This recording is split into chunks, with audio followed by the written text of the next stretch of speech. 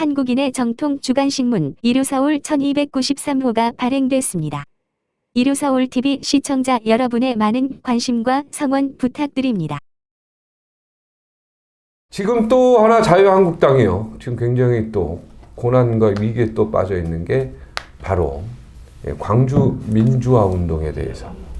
이게 이제 북한군이 어떻게 보면 여기에 개입했다. 이거는 전두환 신군부들도 부인했던 내용이에요. 여기에 북한군이 개입 안 했다라고 사실은 신군부 세력 얼마든지 이쪽에서 그렇게 그 당시에 조사할 때 거꾸로 유리한 건데 얼마든지 할 수 있는데 해보니까 아니더라. 이렇게 결론 내린 거를 왜 이걸 몇몇 분들이 이걸 또 그죠? 계속 지금 문제에 삼아서 또 막 그 설명 들으면 그런가 하고 막 또 혹해요 이게. 그런데 이제 또 자유한국당 의원 세 분이죠. 김진태 의원하고 김순례 의원, 이종명 의원. 이분들이 또 그 이 정도 공청회를 또 하는 바람에 여기서 또 굉장히 이제 이 정도 파근이 됐네요. 사고 방식을 가진 사람이라면 국회의원직을 내려놔야죠. 자격이 없다고 저는 생각합니다. 국민들의 보편적인 상식, 그 다음에 역사, 그 다음에 법적인 그 정리까지 다 끝난 사안이에요. 이걸 가지고 마치 그 색깔론 비슷하게 들고 나와서 시쳇말로 정신 나간 짓입니다. 저는 어떤 상황에도 이 세 분의 국회의원들은 의원을 할 자격이 없다.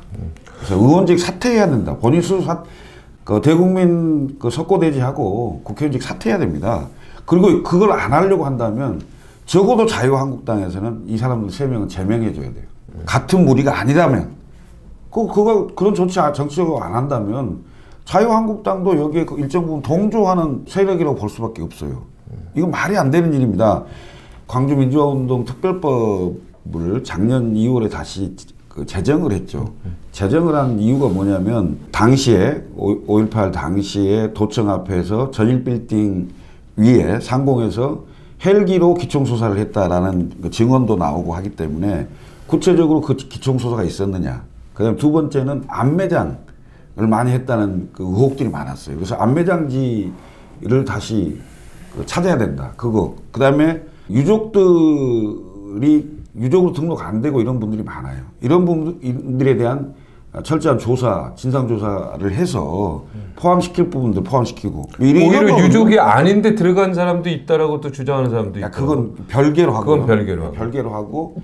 이런 것들을 추가로 조사를 해서 역사의 진실을 밝히자. 그리고 그것을 기록에 남기고. 더군다나 광주민주화운동은 대한민국의 민주주의의 밑거름인과 동시에 전 세계 그 민주주의 역사에서 상징처럼 얘기가 되고 있는 거기 때문에 우리가 이걸 정확하게 진상조사를 하고 그 기록을 남기자. 이런 차원에서 여야 합의로 5.18 광주민주화운동 진상규명특별법이 통과가 된 겁니다.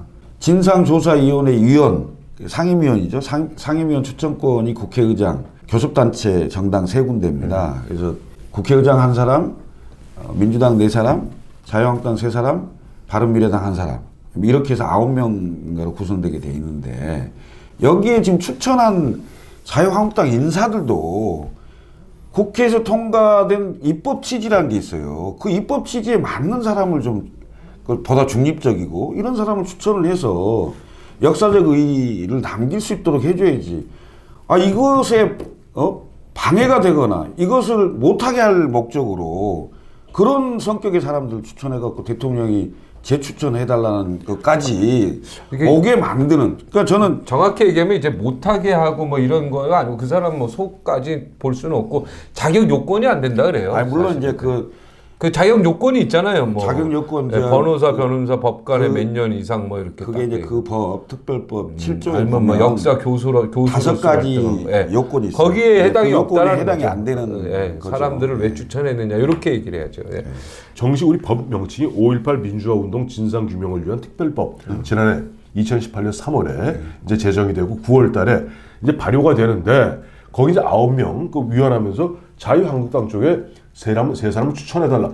근데 그 한 사람 추천한 거 처음에 보면은 당에선 조갑재 선생을 생각했던 모양이에요. 조갑재 선생 아시다시피 예전 부산의 국제신문 기자로서 5.18 그 당시에 5월 23일부터 5월 27일까지 현장에서 취재를 했습니다. 기자로서. 맞습니다. 네, 맞습니다. 그래서 어느 누구도 조갑재 선생 앞에서 깨갱이에요. 막상 현장을 봤기 때문에. 현장을 취재했는데 기자로서 그 취재한 그 후과로 국제신문에 잘립니다. 그때 임의로 자기가 임시 휴가서 내놓고 자기 비밀 잔입했거든. 그거 신문사에 못 가게 했는데 그거 계엄화 아닙니까 그 당시에. 그래서 회사의 명을 어기고 왔군요. 가서 취재해서 조갑재 선생은 딱 단칼에 끝냅니다. 북한군 개입설 웃기는 소리 마라. 저도 들었어요. 들으셨죠? 그런 일 없다. 그런 일 없다. 있을 수도 없는 이야기다. 그리고 조갑재 선생 말씀대로 하면 이거예요. 아니 600명이 그래 무슨 그 600명의 이른바 그 북한군 특수부대원이 그 대한민국 그 군대는 그러면 눈뜬 장군이고 그러니까. 아니 그 대한민국 세계에서 그 당시 미국에서도 우리나라를 갖다 예의주시해서 보고 있을 텐데. 그러면 전두환 정부는 정말 무능한 정부지. 정부가 아니죠. 그 당시 신군부는 그 당시 딱 광주를 2중, 3중, 4중으로 꽉 둘러싸고 있는데 그걸 어떻게 뚫고 들어가요? 그 뚫고 들어가는 방법도 한 가지밖에 없답니다. 땅 속으로. 아니죠. 위에서 아니죠. 그것도 안 되죠. 그건 다 감시하니까. 유일한 건 전두환 신군부가 문을 열어주면 돼. 그리고 600명 호작질하게 한 다음에 이놈들이 고스란히 전두환 신군부가 고스란히 북한으로 데려다 주면 돼. 이게 조갑재 선생의 논리예요. 또 앞서 말씀하신 그렇잖아요. 아니 광주 일원을 갖다가 오중으로 딱 완벽한 군인들이 2만 명 가까운 군인들이 포위하고 있었는데 그럼 무슨 수로 뚫고 들어가요? 그럼 벌써 그때 얘기가 나왔겠죠. 오중을 만약에 그리고 뚫고 들어갔다면 또 하나 그때 현역 군인 중에 하나가 벌써 양심선언에도 했겠죠. 그리고 또 하나 최고 실세였던 허화평 그다음 대령입니다. 보안사 대령 아직까지는 허화평 대령 보안사에서 그야말로 24시간 풀 가동하지 않았겠어요? 그 당시 대기 모든 정보망을 허화평 수석 얘기하잖아요. 그러면 없다. 그런 일 없었다. 세 번째 그 당시 보면은 주로 미국과 관계는 김윤호 그 양반이 흔히 얘기하는 신군부 6인방 중에 하나입니다. 육사 식기인데 그래서 이 영어를 잘하기 때문에 이제 미국 쪽하고 하고 이제 했던 그 김윤호 장군 이야기 돌아가셨습니다. 그 얘기 그거예요. 아니 미국은 눈뜬 장님이냐고. 미국은 주한미군이 그야말로 촉각을 곤두세우고 모든 안테나 다 키고 있는데 그야말로 개미새끼 한 그리고 현실적으로 600명을 갖다 실어나를 그 비크 운송수단이 북한에 없답니다. 그리고 광주 안에는 언론이 거의 못 들어갔지만 그렇죠. 광주 그 신군부 세력이 덮고 있던 그 주변에는요 기자들이요 바글바글하게 있었어요. 그 안에 들어갔던 게 절대 조갑재. 그걸 못해요. 그 안에 들어갔던 게 조갑재 선생. 그 근처에 갔던 게 정동영 그 당시 기자. 이런 분들이 다 그 근처에는 다 있었어요. 그리고 그 택시 그 무슨 그 운전사죠. 안쪽도 거기 있었고 조갑재 선생 많은 그 안에 있겠죠. 들어갔던 거예요. 네.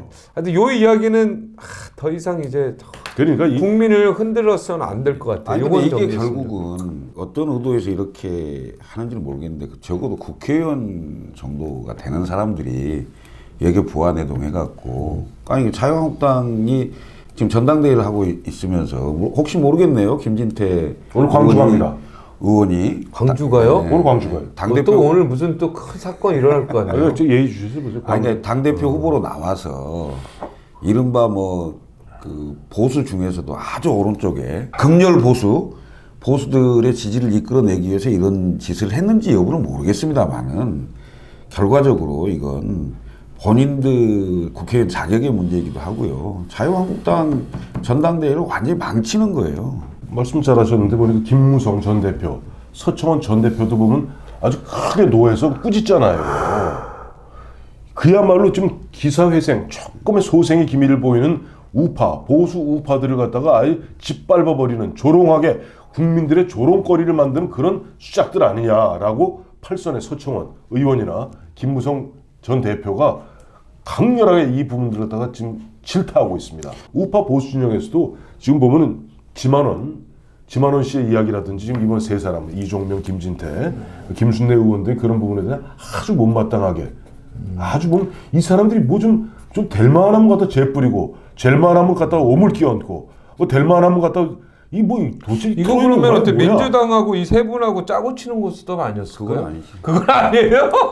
정치 많이 하셨잖아. 그건 말이 안 되고. 그건 말이 안 되고. 자유한국당에서 이 세 분에 대한 조치를 적극적이고 빠르게 해야 돼요.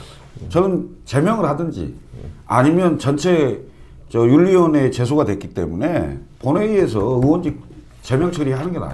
아 지금 그 정도로 강도 있게 가지 않으면 해결 방안이 없다. 문제가 예, 계속 지금 갈 겁니다. 다른 야당 3당이 지금 난리 났죠. 민주당을 그럼요. 포함해서 4당. 4당까지 모두. 그렇게 되면은 이 국회 윤리위원회에 올라가게 되면 최고 제명까지 될 수 있나요? 제명 가능하죠. 아.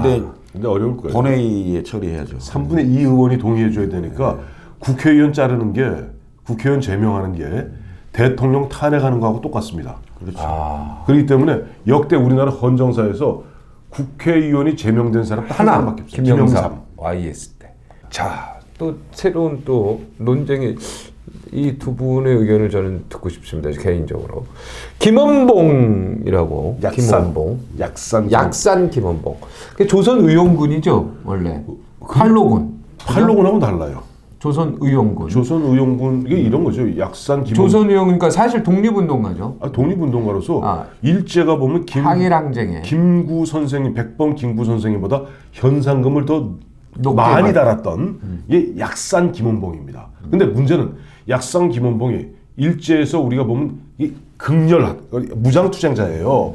그러니까 그 일본이 벌벌 떨었죠. 그런데 문제는 약산 김원봉이 이제 해방 이후에 북한에 가서 고위직을 지나다 보니까 우리 입장에서는 이런 거죠.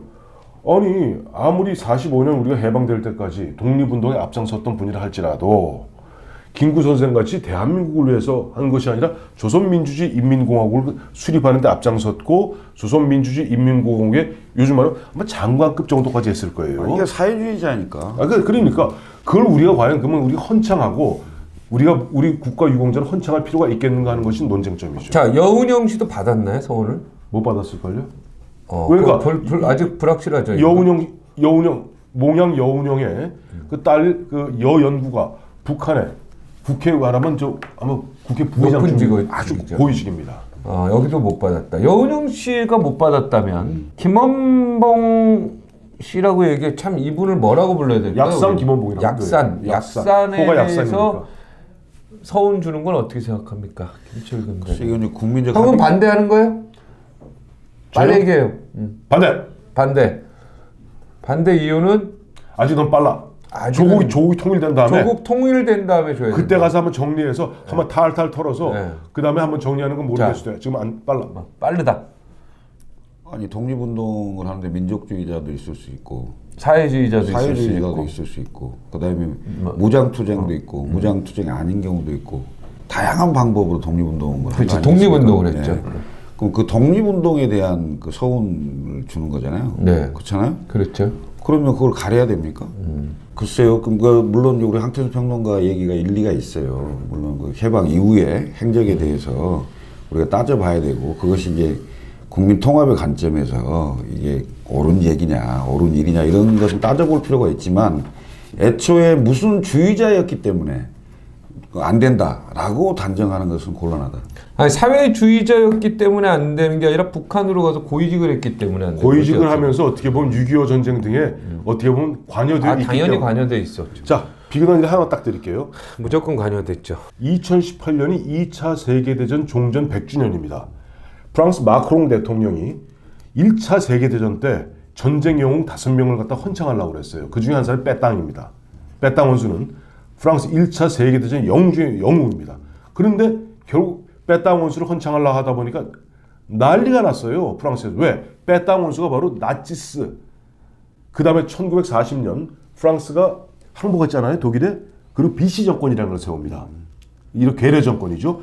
비시 정권의 수반을 4년 반을 한 거예요. 그렇기 때문에 그 아무리 프랑스를 1차 세계대전을 갖다가 승리를 이끌었던 프랑스의 빼땅 원수를 할지라도 표창, 서운 안 된다. 결국 마크롱이 내밀었다 3일 만에 항복했습니다. 나치 정부를 도왔기 때문에. 예. 아니, 그러니까 뭐 저는 그 약산 김원봉 그 선생에 대해서 서운을 꼭 줘야 된다고 주장하지는 않습니다. 않는데 그 독립운동을 했던 분들, 그분들에 대해서 무슨 주의자였기 때문에 이런 것을 가지고 선입견을 가지고 봐서는 안 된다는 거고, 해방 이후에 그들이 했던 행적도 당연히 따져봐야 된다고 그건 당연히 생각합니다. 따져봐야죠. 약산 김원봉 선생한테 만약 서원을 주게 되면 김일성 주석한테도 서원을 줘야 돼요. 그런 주장이 있어요. 아, 그럴 수 있죠. 네. 왜냐하면 그 논리를 본다면. 그 논리로 본다면, 독립운동만 우리가 보게 된다면, 김일성도 분명히 독립운동을 했거든요. 그거는 역사 사실이기 때문에. 이 부분에 대해서는 나 형님 말에 조금 동감을 하네요. 우리 통일 이후에 다시 정리를 해서 그때 또 추가로 서원하는 방향으로. 지금은 때가 이르다. 오늘 여러 가지 주제를 한 것 같습니다. 여기까지 하도록. 오늘 나와주셔서 대단히 고맙습니다. 감사합니다.